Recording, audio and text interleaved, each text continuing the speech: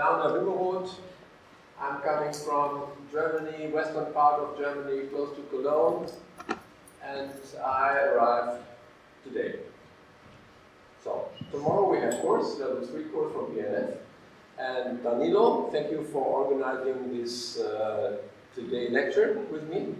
Danilo's idea was, okay, to give you some informations. Some of you I think I know, most of you I don't know. I'm speaking only English, no way of anything telling in your language. No done, okay, and never beer. What is the name of beer? Viva, okay, good. Okay, so my language is English and German and not your language, sorry for this. So if I'm too quick for you, yeah, sometimes I increase my speed in talking. Then you can stop me, okay? I'm interested in your questions. So if you have a question, write it down. Not send me a letter, write it down and tell me the question after my lecture, okay? That is very good, so this is nice, and then we can discuss something, and yes or no, and what is my opinion to this, and what is your opinion. Yeah, you understand? Okay, I prepared 2 lectures for you. One lecture, the topic is gait rehabilitation, general ideas of gait rehabilitation in PNF, and it is, of course, it is PNF, but it's more my way of PNF, my way of thinking about gait. Yeah? Okay? So I have a wonderful new toy here. Okay. So you can ask me, if you have a quick question, you can stop me and tell me, okay, but again, I didn't understand. Okay, good. So, okay. PNF gait. Where and why we go is controlled cortically. So we decide. You go, and I go now to the right, and I go to the left. This is cortical control. How I go? I don't think about this.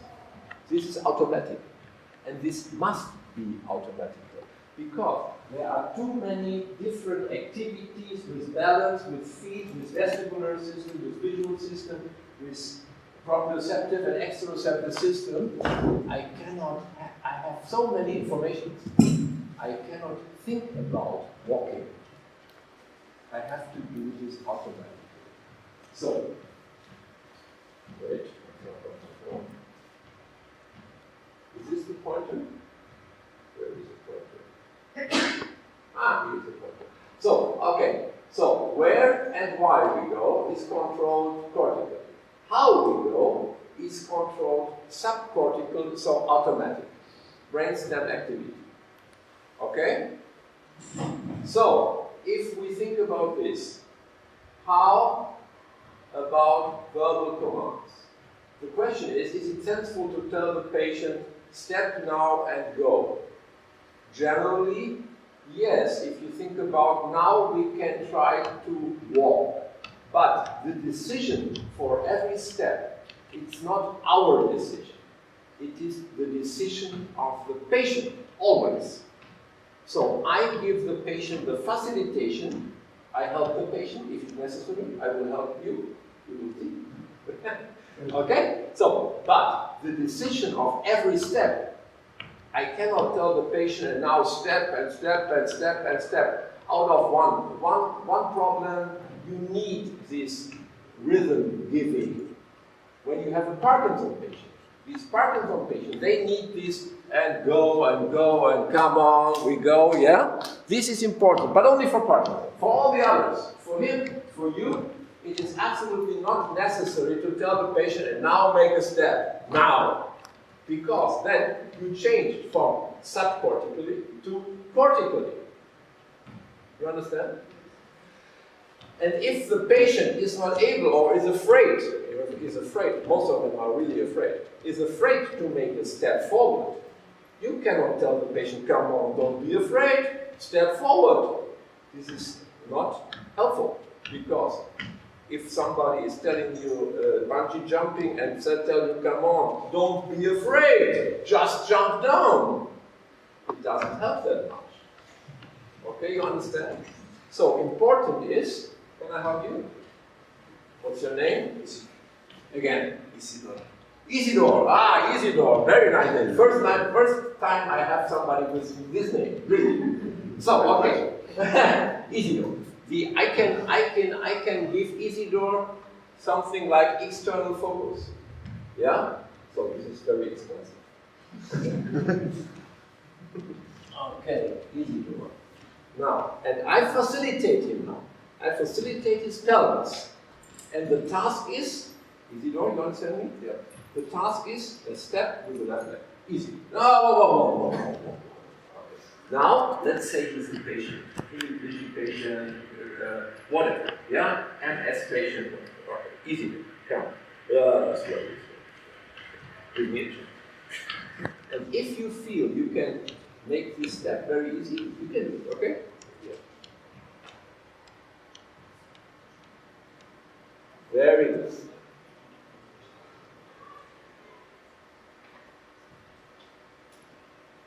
Don't touch this. Careful. Okay? Thank you very much. Yes, you understand? I don't tell the patient, now step out of parking room, because walking and making a step must be subconscious, automatic. Okay? So, PNF gait. We can have PNF. PNF is known by you, or I have to explain the basics of PNF. So, I can do everything. Come on, it's my job. If you need a basic information about PNF, I can give you. So the idea is that we give the patients information about environment of the patient, and we are using our hands, so it's a hands-on technique. We are using our hands and giving the patient the right information, and we are using resistance for making better and more activity. So if I give him resistance for an activity, his muscles must work hard. Yeah? And PNF, a part of this is giving resistance for like a training. But it's not a training only for muscles, for structures, for joints. It's a training for brain.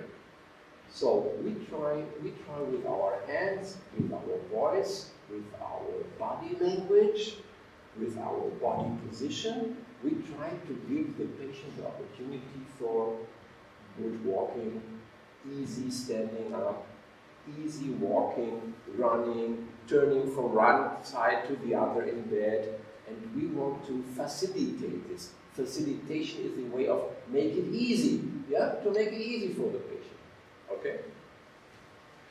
And we do these PNF ideas in specific pattern, and these specific patterns are helping the patient with these activities. Yes, okay. Okay, and we do this PNF, this proprioceptive neuromuscle facilitation. Can you write it down, Danilo? I checked it, it is working, and we have something here to create. I steal it from the kitchen. Okay, so proprioceptive neuromuscle facilitation, and we do this for structures and functions. Structures and functions, you know this ICF, International Classification of Functioning, yeah? So structures and function are the first part. We have muscles, we have joints, we have skin, we have nerves, yeah? And these are our structures. And these structures have functions. So, we do this for structures and function of the patients. We do this for activity level. So activity, for example, standing up, sit down, walking forward, walking backward, walking upstairs. You know me well because you are all here. 3 levels upstairs.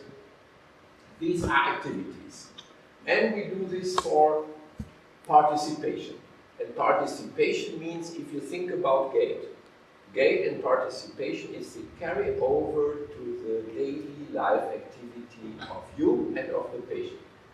So, this is important. We are not exercising only for muscles. We are not exercising for joints or for trunk. We are exercising that the patient after the treatment should be better in his daily life activities. Because when you're asking your patient, what is your goal in treatment? What is your goal in treatment? The patient don't tell you, come on, I need 35-degree more elbow extension. The patient says, okay, I cannot reach my head anymore. Or with flexion, I cannot eat anymore because my elbow broke. And now I have a problem. Yes? So, and this is participation level. And this is the most important thing of the patient. The patient don't care about muscle strength 3, 4, 5. Important is it possible for the patient to work in his job, to live for himself, to go to toilet by himself without asking anybody, to undress, to dress by himself. Yeah, this is important for the patient. And this means PNF for participation. PNF is hands-on and hands-off. Why hands-on and hands-off? Easy. Because I don't want to be with all my patients 24 hours. Yeah? So important is I touch him, and then we have a repetition, 2 repetition, and then the next step is I go away and tell you, okay, now do it by yourself. And this is important for his brain, and now he can learn. So first I help him with standing up, I help him with weight shift to the right, I help him with his step forward, very good, and then I'm not anymore with my hand on the patient, and then I tell him, and now do it by yourself. And then the brain is learning. And then the brain is not learning if I do this always with my hands on the body. So, hands on the body are important from time to time. And the same is important is as well to take the hands away. So, hands on and hands off. So, we have PNF in open chain and closed chain. What is open chain and closed chain? I just repeat. If you know, okay, it's okay. I don't want to make you nervous with this, but I want to explain everything on this screen. So, open chain means this is movement in open chain. So, if I kick the ball, this is open chain activity. Germany is not good in this. Not anymore. Years ago they were better. Now they are not good anymore. Okay, this is open chain with the right leg. Yeah? And closed chain is with the left leg. Because if I want to kick the ball, I have to stand on one leg and I have to kick with the other. And all our life is connected to these activities. I'm standing in closed chain with my legs, and my hand activity is open chain. Yeah? Or, if I stay here, yeah, in the night, 2 o'clock in the bar, yeah, then my hand is closed chain. So it depends on the situation. I'm not doing this, of course. Yeah, but you understand, yeah? Now I'm moving forward and backward, okay? And now I'm moving with my shoulders in closed chain position. Yeah? Or I can move with my legs in closed chain position. Yeah? And this is important to do, because if I want to have my balance, I'm moving all the time. I'm moving all the time. I'm looking to the left, I'm moving a little bit to the left, I'm looking to the right. Yes, this is closed chain. But open chain, I explained to you, is important as well. And we mix it. We mix it all day through. So, PNF special. We have a special pelvis and leg pattern of movement. Yes. So this pattern, this word pattern means we have specific ways of moving. Three-dimensional. This is logical because all our movements are three-dimensional. So it is sensible to practice three-dimensional. Okay? We have techniques, and we have a special way of timing, so we can focus only on one problem. For example, the patient has hemiplegic patient has problem with upper limb. Okay, first upper limb. A patient has problem with drinking. Yeah. So the patient has problem with this. Yeah. Extension of wrist. Okay. And so now we can, of course, I practice with the bottle. It's not drinking. I cannot practice drinking with only my open hand. This is stupid because the patient says, "What is he doing? This is drinking? No, this is not drinking." Okay, good. So I'm drinking. Okay. And now I can focus. I can have facilitation here. I can give resistance here. And now I focus on the wrist. And now I can, okay. And now drinking.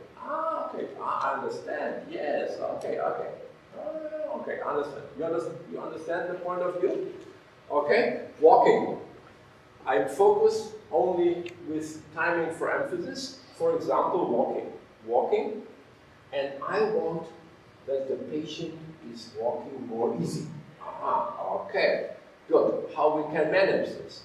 We can manage this in activity of the calf muscles. I need to facilitate the calf muscle for pushing me forward. This is terminal stance phase.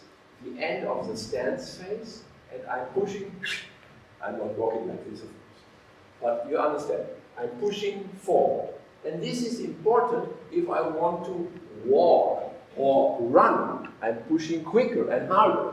Yeah, and for practicing, possibility could be, okay. I have here my feet. I have here my foot around my feet. The other foot is here. And I'm practicing calf activity. You understand? Close chain position, timing for emphasis for calf muscles. Okay? For having better push forward in walking, or jumping, or running. All the same. Good. And PNF is working with upper limbs and irradiation for legs. So, okay? Easy door. Come on. So, easy door. I have a question. Can you stay like that? No? Yes, very good. So, okay. So, I want to increase easy door's activity in leg muscles. Yeah? And I tell easy door, come on. Easy door has very strong arms, but not that strong. Okay. So, I ask you, easy door. Tall guy. Okay, can you keep please this hand in this position? Okay, I try to pull it down. And relax. And I'll do it again. Okay. And again.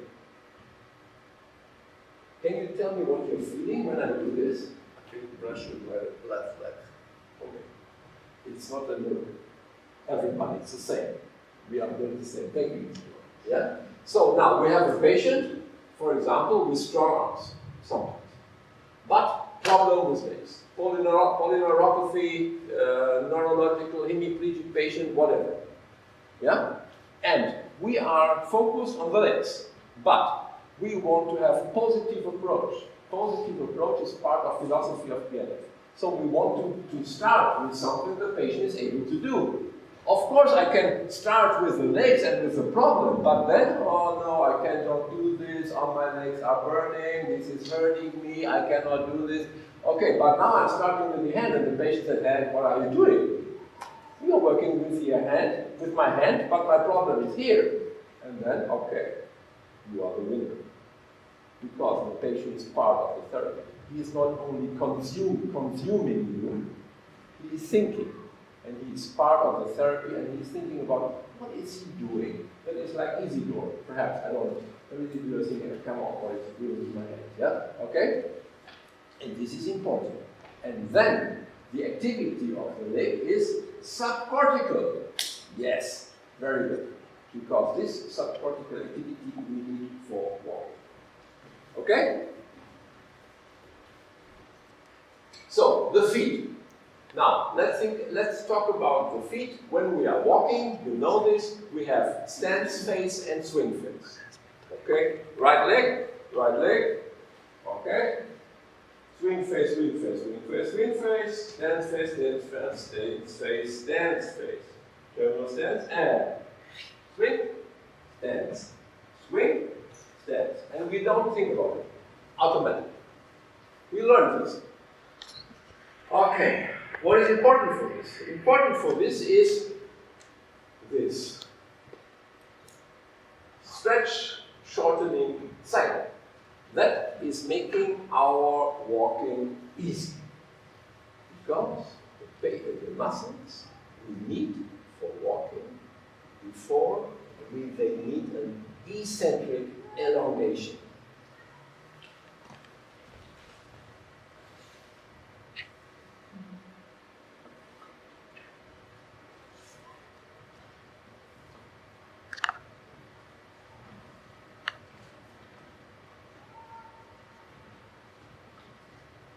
Eccentric elongation.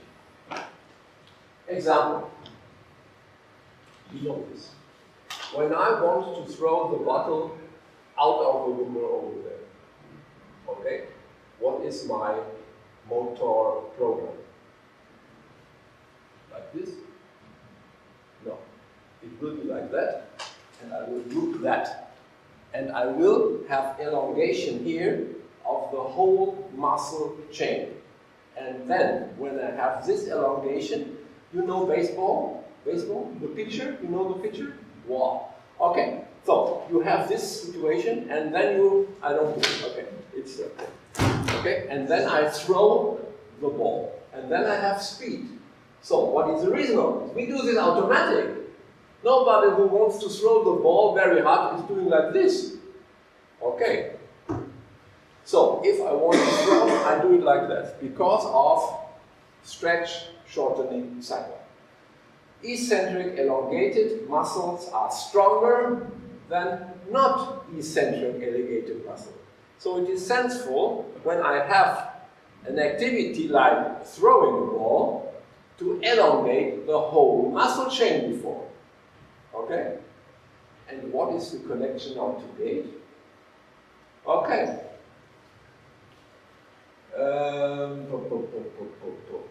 Let me see. What is the connection to gait? Important. Pelvis posterior tilt. What is pelvis posterior tilt? Pelvis posterior tilt is this. Okay? So I need activity here in my abdominals. I need activity here in my buttocks and in pelvic floor. And then I have core stability.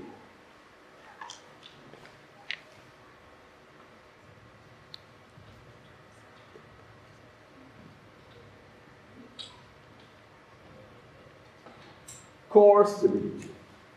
And why I need this core stability? Because when I'm walking, I have this situation. I have this situation in my walking movement. And in this situation, I have elongation of hip flexors. You understand? Hip flexors are elongated. So my swing phase is not an activity, it is a reaction. And that is making my walking smooth.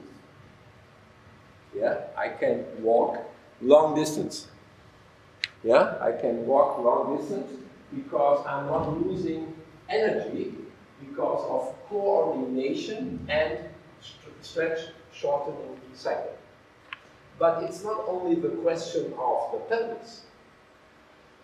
Again, what is the connection with pelvis? With posterior tilt. If I have this position in my back, I have to lift up my legs every step and ask your patient how many meters they can walk. 50 meters, 100 meters. Yeah, okay? Because the coordination, there's no coordination and they don't have stretch shortening cycle anymore. So important is elongation of the hip flexors and elongation of the ankle extenders. Here, these muscles. Yeah, important for walking. What is the problem of the patient? Either they have no activity in the muscles, or because the foot is hanging, they are doing it like this. Yeah, because no ankle extenders.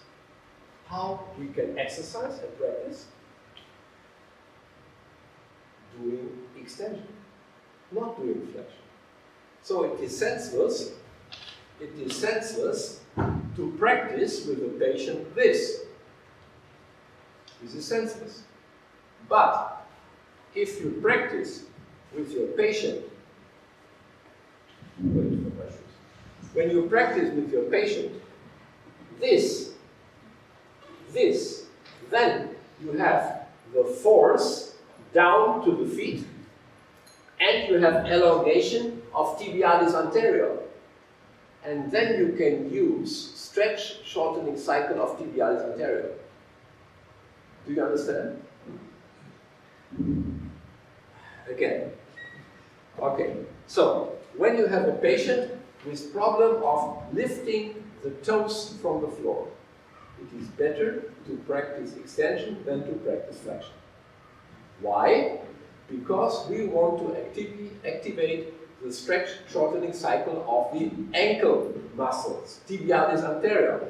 And we have this situation, then I have elongation, eccentric elongation of my tibialis anterior in this gait phase, and then it is easy to lift, it's easier.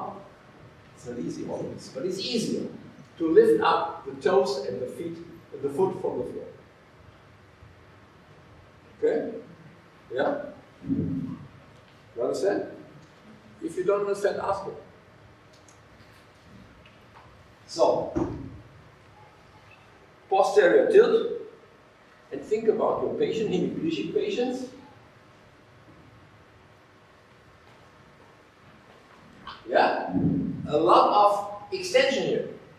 A lot of extension here. And then you can practice, lift the foot and whatever, lift the leg. It's not helpful. Absolutely not helpful. What is important? First, you have to elongate lumbar spine. You have to elongate lumbar spine. So the patient needs ability of flexion here. Then you need, of course, core activity, abdominal. Yeah? But careful. If you think core activity and abdominal muscle exercise is a good idea, it depends. If your patient has a back like this, too much beer, no sports, TV sports, okay, but no sports. Yeah. You have this situation. And now you tell the patient, come on, and now we practice for abdominal. But first, you have to mobilize the lumbar spine. Because when the lumbar spine has no mobility, you can practice here with the abdominals like crazy. It doesn't work. So the first step is mobility of lumbar spine. And then the muscle has a chance forward. If the joints are in that position, you have no chance. You can practice with the abdominal tilt as long as you want. No changing in problem of the patient. So first step is flexion of lumbar spine. And then the abdominals have a chance for posterior tilt. You will practice it. Don't laugh. Wait. Up to now you are lucky, but wait. Okay? Do you understand? Can you follow what I tell you? Okay, fine. Okay, feet, forefoot pronation. Forefoot pronation. Can you see my feet? I can stay on the table, but this is dangerous for me. Okay. I'm sure. Okay, good. So, forefoot pronation. I have a picture of this from my son. But, so, if the patient has this problem, you understand? So, spastic feet. No chance of standing straight, no chance of regular walking. What we need is forefoot pronation. So when I walk, I have to move my feet like this. You understand? When the patient has this situation in the feet, like spastic hemiplegic patient, paraplegic patient, spinal cord patients, whatever, spina bifida, whatever, the children, yes, is brain problems, yeah? The first thing, what you need to do is to correct the situation of the feet. You cannot work here with the body and the trunk and the pelvis and the shoulder and the arms without controlling the feet position. So this is the first. So they need forefoot pronation. So they need that. And then I can move over my forefoot and then I can walk. You understand?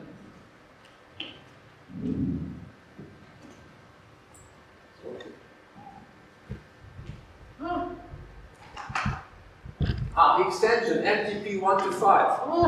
Okay, again. Okay. Metatarsal phalangeal joint. Metatarsal phalangeal joint. You understand? MTP 1 to 5. So, do you have insurance? Okay, so when I'm walking, I have this situation. Yeah? This situation. When I'm walking like this. You understand? So what you need? You need extension in MTP 1 to 5. If you don't have the extension in MTP 1 to 5, if you have spasticity, or you have problem with stiffness in the toe, what are you doing? Yeah, so for older people, they have stiffness in the first toe, yeah, or hallux valgus, the ladies with hallux valgus, no chance of regular walking. They have compensation strategies. Yeah, we need this. We need this mobility of walking. If you don't have mobility in the MTP 1 to 5, especially MTP 1, I will explain to you later, then you have no chance of walking. When you don't have the mobility, you have two compensation strategies. Two? Yeah, or one. One or two. Okay. First strategy is external rotation.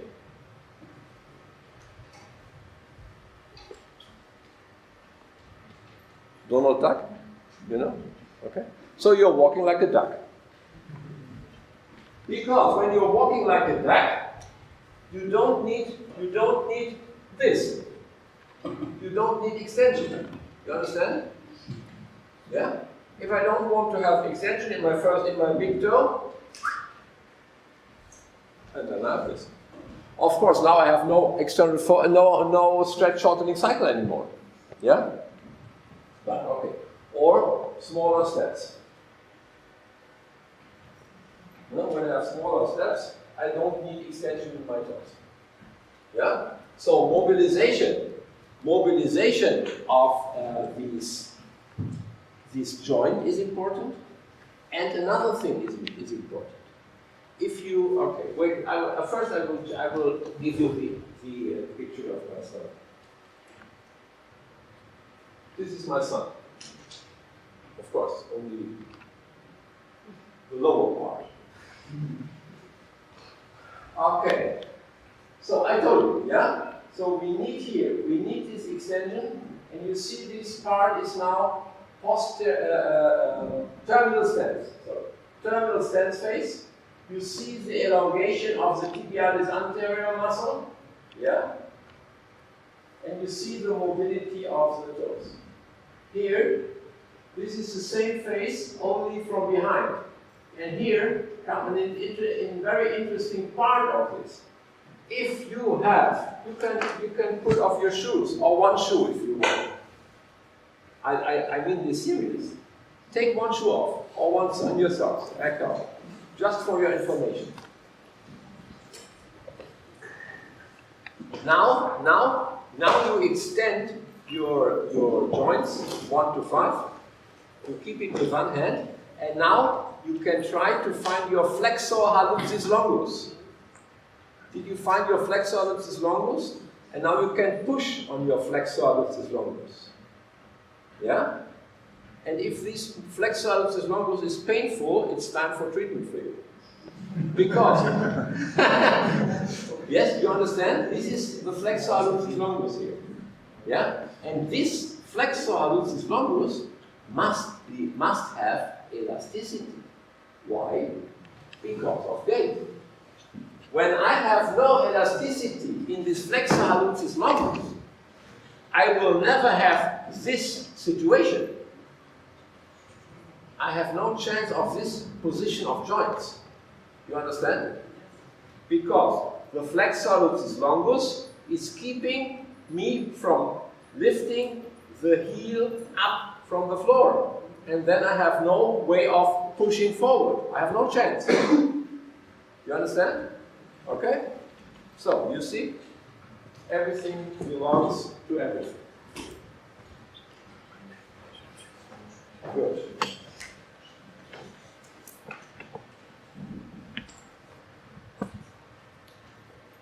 Okay. Stretch, shortening cycle for iliopsoas muscle. SSC, stretch, shortening cycle for musculus iliopsoas. Question? Posterior tilt for swing phase, always reactive. Yeah? Always reactive. So, okay? So we don't think about this. So, if you want, you can stand up. Yes, it's written there. It's just, come on, stand up. Okay. Now we do all together. Can you see me? Okay, I can see you. So, okay, so, first, anterior tilt. No. So, okay, anterior tilt, and then posterior tilt. Okay? So this is, the axis goes through your pelvis, through your hip joints, yeah? Okay? And now I show you what I do, okay? Okay, now it comes the most risky situation today. So, okay, I will close my eyes, okay. First I stay in this, and now I'm thinking about my contact with the floor. Yeah, my brain is in my feet now. And I change now from anterior tilt to posterior tilt. And you try the same. Close your eyes and think about the situation when you have posterior tilt or anterior tilt. And change only the pelvis. Can you feel a difference in the contact to the floor? Yeah? And this is important. Because, thank you very much. So this is important because it is possible to change the situation in my feet with changing the position of the pelvis. So you know, now I tell you just the opposite, not the opposite, just another thing than before. First I told you about the importance of the feet. Now I told you the importance of the pelvis. So everything belongs to everything. You know this, come on. And if you have this situation, what is the famous beer in Serbia? Jelen. Huh? Jelen. Jelen. So you have Morbus Jelen. Morbus Jelen. And of course, if you only and the Morbus Jelen guy has neck problem. I have neck problem. A shoulder problem. Yeah. Pain in the shoulders. In Germany, you have operation. Absolutely. Okay, good. You have enough money. Who cares? So, okay, good. So, and if you change now the position of shoulder and you treat the shoulder, perhaps it's a little bit better after the treatment. Could be. But of course, you have to treat the whole person. So first, no beer anymore. Yeah. Okay. Second, feet control, pelvis control, shoulder control, neck control. And then you have what you can call West Point position. You know this West Point position? You know the soldiers from the United States? Yeah? No. Okay, not me. Yeah. So, yeah, but the position is wonderful. Yeah? Just in every plane. Yes, wow, shoulder, hip joint, feet, head. Very good. Yeah, so, okay? And this is good. It's very nice because of static. Because then everything is just over the other. And then you don't need muscle activity. Oh, I have so much pain in my neck. I don't understand. You don't need injection. It's a little bit better. Okay? You understand? Stupid, but okay. It's always the same.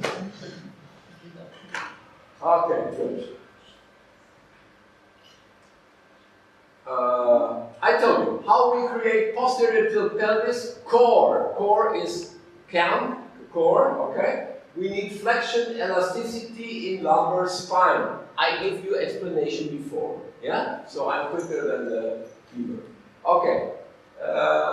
PNF. Example how to create this. Now I show you something with PNF. Bilateral symmetrical leg pattern in supine. Bilateral, so both legs. Symmetrical, the same movement, leg pattern, so lower limb activity in supine. Timing for muscles and effect for nervous system. Okay, that's me and my patient. You see the position? This is in my practice. And he's lying in supine with the hand on the floor. And now the interesting thing is here. Here, yeah? And now I have this situation, and now check, and now look. Okay? This is without tone, it's without tone. And now I tell him, go down slowly, and now we have to, the lumbar spine has to elongate. Yeah? And with the lumbar spine, of course, we have elongation of neural system. Neural system, from brain to the feet, to the toes. Okay? Yes? This is a hemiplegic patient with spinal cord problems, so a disaster. But okay, he's doing this with me and he's walking meanwhile. Okay, not because of me, but okay. Yeah? You understand? Okay, I show you the video again. Okay. So now I keep the feet here and then I tell him go down slowly. And of course we have a lot of elongation here. We have a lot of elongation here. We have a nice neck flexion activity. Can you imagine? For all these people here. Oh, I have neck problems. Now he has no chance. He needs to have flexion in the neck. Yeah? So, we are fighting with all these different things. Okay? Oh, okay. Good extension in stance phase. So, principle. Good extension in stance phase is the base of a good swing phase. Slowly. Good extension in stance phase is the base of a good swing phase. Do you understand this sentence now? I think yes.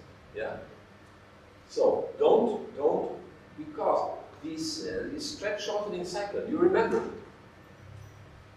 we are not walking like puppets. You know puppets on the string? Yeah? Yeah? They go like this. Yeah? Yeah? Left, right, left, right, left, right. No. The puppets, they don't have stretch shortening cycle. Yeah? So, we have it.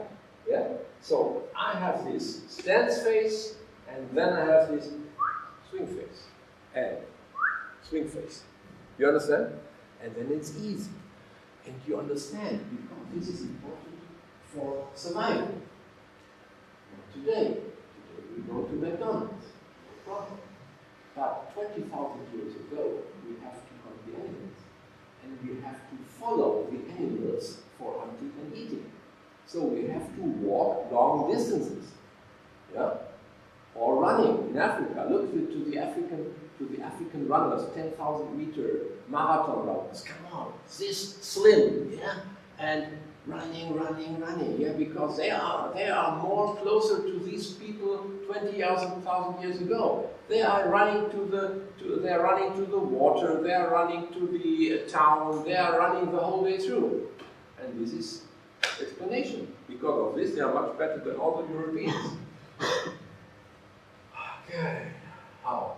It must be necessary to extend leg. Yeah? PNF, pattern, flexion, abduction, internal rotation. Okay, again, the basic is a good swing phase. We need to practice stance phase. Again, the same idea, like before. If I want that my foot goes up, I don't have to practice this, I have to practice that, to push down. Okay? And now it's the same with the leg. And now I show you here, this is the situation. The problem is the right leg, and I'm using a PNF pattern, PNF Paul is the name of the patient. Closed chain right, or the closed chain situation right. Hands on with leg pattern left. And I give him here, this is for Paul, the external focus. And I told him before, Paul, please take the left leg to the Glotze. Yes? Okay? Good. Good. Okay? Again. Yeah, this is a situation. Here. I'm working with the left leg for facilitation of the right leg. I'm not doing this for the left leg. I'm doing this for stance phase, for the right leg. And I tell him, please take your left foot on the Glotze, yes? And he can look down, he can look down here in this situation, I'm here, and then he has to do this, and the idea is that the patient is doing this activity. You understand? Extension. Extension is the key, not flexion. Okay, again? Yes. You understand? Good. PNF ball. Terminal stance facts. Posterior, and some things are important. Yeah? Posterior tilt pelvis, I explained to you. Elasticity, flexor lucis longus, I explained to you. Mobility, MTP 1 to 5. Here, MTP 1 to 5. Okay? This is this. I gave you explanation. Okay? Elasticity of calf muscles, especially soleus. Yeah? We need here, knee stability. Just a little bit new topic. So, okay. The knee stability very often is a problem. Yeah? Why? The patient are walking like this. Okay? Yeah? You understand? You know these patients, huh? Yeah? Or in you can change the knee. Gather it. For your flexibility. Okay? I'm better in the PD part. I'm not going to be able to. So, okay, what is the problem? The problem is, of course, the control of the knee. And how we can work on this patient? Not working on quadriceps. This is stupid. Nobody needs this. Or you can work like this. But this is not sensible. So, work on soleus muscle. Why? Soleus muscle and of course pelvis. Of course. So pelvis, yeah, posterior tilt. Yeah. Because now, without standing up, this is my favorite place. Yeah, you will see tomorrow. Where is Werner? Standing on the table. Okay. So you can think about this. Okay. So when I have this situation, anterior tilt of pelvis. Look at my knees. Oh, slowly. Oh, better. Now I can hyperextend my knees. Okay? Now posterior tilt. Me, you know. No? Michael Jackson. Okay. Okay? And now it's not working. It's not possible. So if you have a good control in the knee joint, okay? Michael Jackson obviously had this problem. He had this problem with knee stability. Yeah? So, okay, posterior tilt, and then it's not possible for me to hyperextend the knee anymore. Okay? Here, under the gastrocnemius is the soleus muscle, and the soleus muscle is extended, elongated. It's eccentric, elongated in this situation. And this is controlling my knee joint. So, if you want to have a good knee stability, never do something stupid like this. This is only for people with no brain. Yes? After this exercise, you have a quadriceps like this, but not represented in your brain. Yeah? Because only the quadriceps is represented in the brain in a senseful task. You understand? And this is no senseful task. This is not daily life activity. I never see somebody doing like this. Out of in the gym. It is good. It's really good. You have a really good quadriceps after this exercise. But what for? I don't know. It looks good. Okay. So, for good quadriceps, you need this. Close chain position. Yeah, or this. Yes, very good. This is nice for quadriceps. And much more effective because of MTP 1 to 5.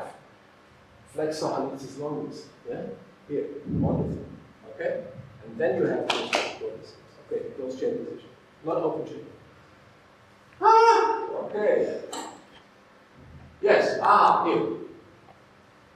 Give me 5 minutes. Give me 5 minutes. Plasticity, calf and MTP 1 to 5. Timing for emphasis. I told you, timing for emphasis. Specific for one goal. Okay? Here we go. You see what the patient is doing?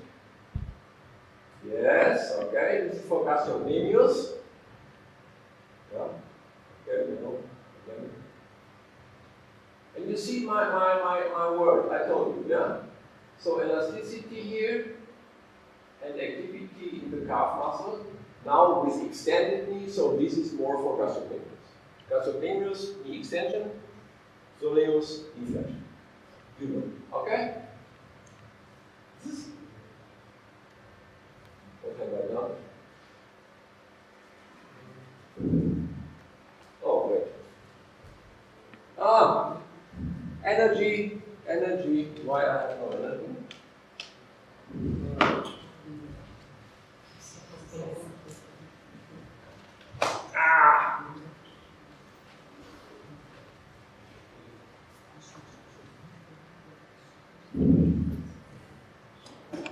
So, facilitation. Facilitation of pelvis.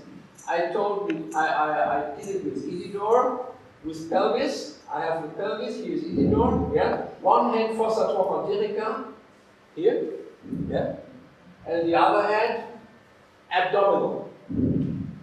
So, and with one hand abdominal, I facilitate posterior tilt, and with fossa trochanterica, here, I facilitate extension of the joint. Okay? And why? Again, posterior tilt balance. Okay. Combined with forefoot pronation for push forward and go, make a step over or dance.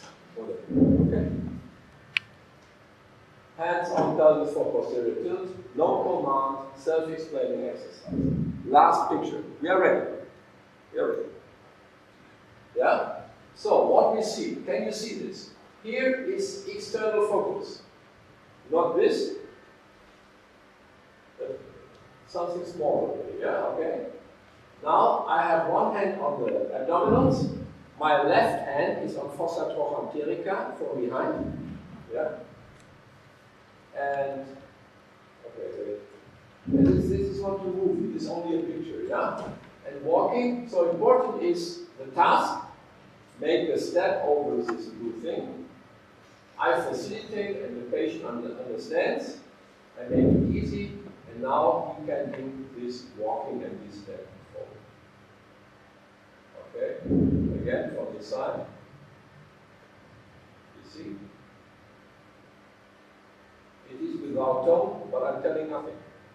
I'm just facilitating. And the patient is searching, the patient is searching for solution.